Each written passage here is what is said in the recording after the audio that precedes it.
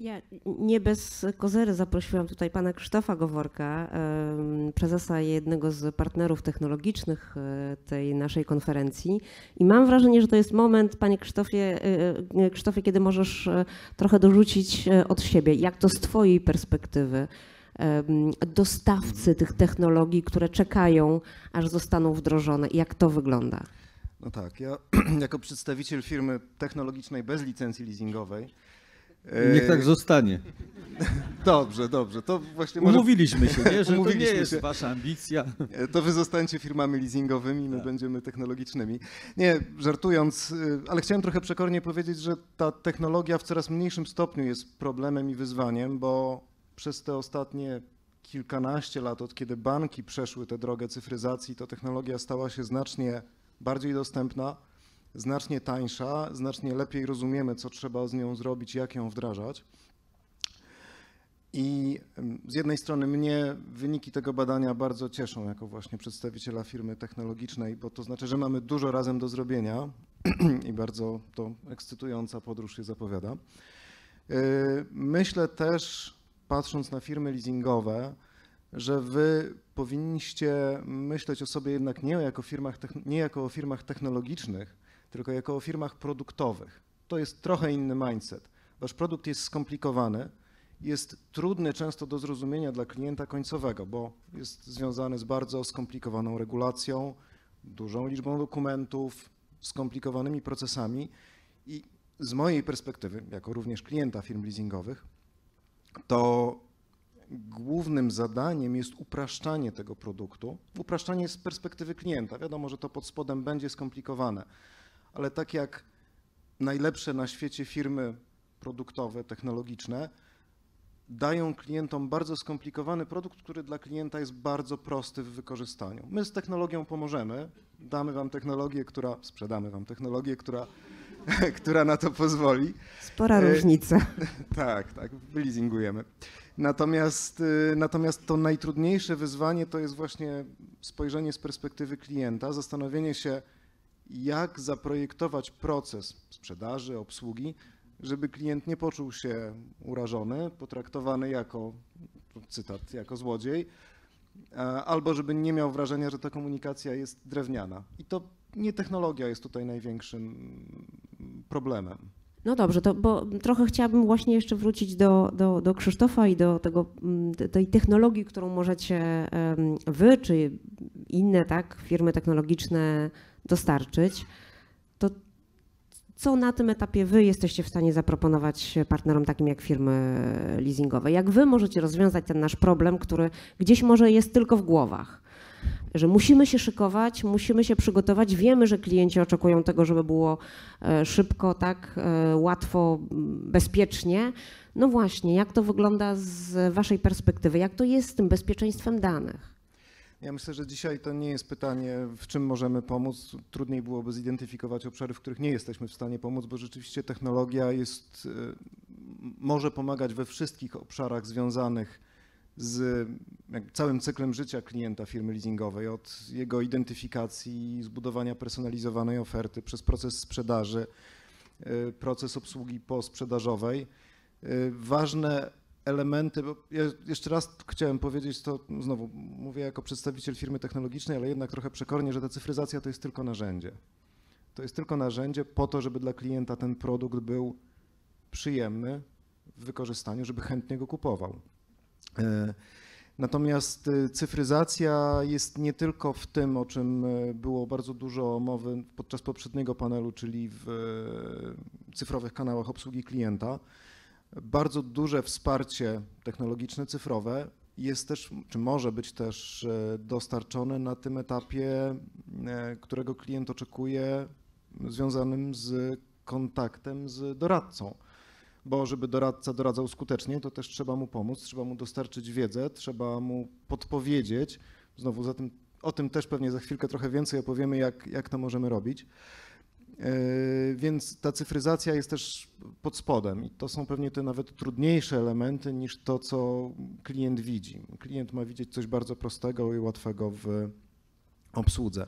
Czasem ta technologia pojawia się w zastosowaniach powiedzmy zaskakujących, tak jak znowu wykorzystanie danych pochodzących z zupełnie innych miejsc niż z zasobów firmy leasingowej po to, żeby zmniejszyć wasze ryzyko, czy żeby lepiej oszacować skalę potrzeb rynku, albo żeby lepiej zrozumieć klienta.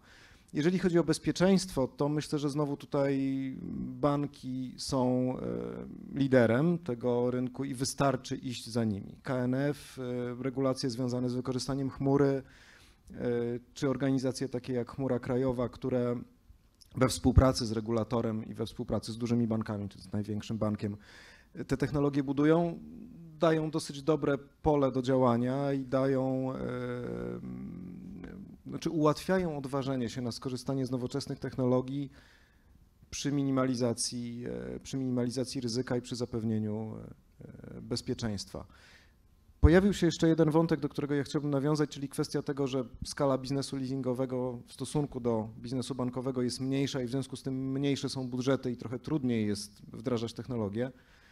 Myślę, że na to odpowiedzią jest to, że ta technologia jednak tanieje zdecydowanie i jest prostsza we wdrożeniu. Te projekty są już mniejsze, krótsze i mniej ryzykowne niż kiedyś. Pewnie też z perspektywy branży leasingowej, ale to znowu musieliby tutaj koledzy powiedzieć, pewnym obciążeniem są systemy legacy, te systemy korowe, które macie u siebie i z kim by się nie rozmawiało, to dużo ciepłych słów zawsze można usłyszeć na temat tego, jakie... Tak, jakie to są koszty między innymi, więc pewnie to też jest duże pole do zastosowania nowszych technologii po to, żeby te koszty obniżać i żeby zostawiać sobie przestrzeń na te procesy, które widzi klient. No dobrze, to zrozumiałam, że tak, żeby znaleźć się w kosmosie, to musimy pokonać bariery na pewno nasze, mentalne, wewnętrzne, procesowe. Trochę finansowe rozumiem, bo jednak no, nie ukrywajmy, to też są pewne koszty i tak jak powiedzieliśmy, to na co mogły sobie pozwolić duże grupy bankowe może być trudniejsze, że tak powiem, do podźwignięcia przez młodsze siostry, braci, nie wiem jak to powiedzieć, tak, branżę leasingową. Widzimy jeszcze jakieś ograniczenia? Bo naprawdę dążę do tego, żebyśmy na koniec dnia powiedzieli sobie, wow, my już wiemy jak to zrobić i wiemy jak pokonać wszelkie bariery, żeby móc zaproponować klientom tą szybką, łatwą, prostą, bezpieczną obsługę ze strony firmy leasingowej. Powiedzmy uczciwie, każdy zdigitalizowany proces jest wielokrotnie tańszy od procesu niezdigitalizowanego.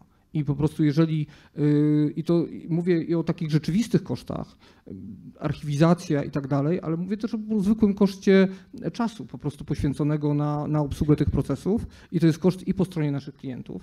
Tutaj no, mówiliśmy o 48 godzin na odpowiedź akceptowalne. No my tak naprawdę chcemy w minutach dostarczać odpowiedzi klientom, tak? I tego się nie da zrobić w sposób niezdigitalizowany. Także jeżeli chodzi o tą kwestię związaną też z tym, żeby oferta leasingowa była po prostu ofertą dobrą, konkurencyjną, no to my bez pełnej digitalizacji tych procesów po prostu my nie pójdziemy do przodu dalej. Także to jest taki element, na który też chciałem zwrócić uwagę. Czy to jest miód na serce, rozumiem, firmy Tuatara? Ja myślę, że to jest właśnie świetny, może nie tyle zbieg okoliczności, no ale można tak nazwać, tak, że to co was unowocześnia, to też jednocześnie obniża koszty, tak, czyli dla klienta końcowego ta korzyść jest po obu stronach i w lepszym procesie, czyli dostanie i szybciej, i łatwiej, i bezpieczniej, ale też może dostać ten produkt tańszy, dlatego właśnie, że oczywiście są z cyfryzacją związane inwestycje, ale jednak docelowo no, obniża to koszty, więc mamy win-win. No czyli wszyscy jesteśmy przekonani, musimy pokonać pewne bariery mentalne w naszych głowach. Jesteśmy przygotowani, rozumiem, czy przygotowujemy się na to budżetowo, to znaczy jesteśmy świadomi, że to kosztuje, ale w dłuższej perspektywie ta inwestycja powinna się zwrócić. No dobrze, to spróbujmy w takim razie może podsumować sobie ten panel. Jak my to widzimy ze strony firm leasingujących? Jak będzie wyglądała ta cyfryzacja? Ja bym chciał na koniec jeszcze raz podkreślić, powiedzieć, że przede wszystkim chodzi o to, żeby projektować dobre procesy i dobre produkty. Cyfrowe, tak, to jest jeden z elementów, Tam, gdzie potrzebny jest kontakt z człowiekiem, tam ten kontakt z człowiekiem powinien pozostać, a technologia powinna wspierać. Więc to nawet nie jest kwestia barier mentalnych, jak to nazwałaś chyba, tylko to jest kwestia bardzo konkretnych umiejętności projektowania i wdrażania takich produktów i takich procesów, które są dla klienta przyjazne po to, żeby leasing był produktem, który jest cool, a nie takim jakimś trudnym i skomplikowanym. Nie będzie trudny i skomplikowany, a ja mam wrażenie, proszę Państwa, że tak naprawdę te odpowiedzi bardzo dobrze wpisują się w program całej naszej konferencji, bo dzisiaj w ciągu dnia dowiemy się, no właśnie, jak programować, jak projektować wręcz, żeby użyć Waszego sformułowania z Waszego warsztatu popołudniowego, jak projektować wszystkie poszczególne elementy tego procesu, więc bardzo dziękuję za tę dyskusję wszystkim uczestnikom i nie mogę się doczekać ciągu dalszego. Dziękuję.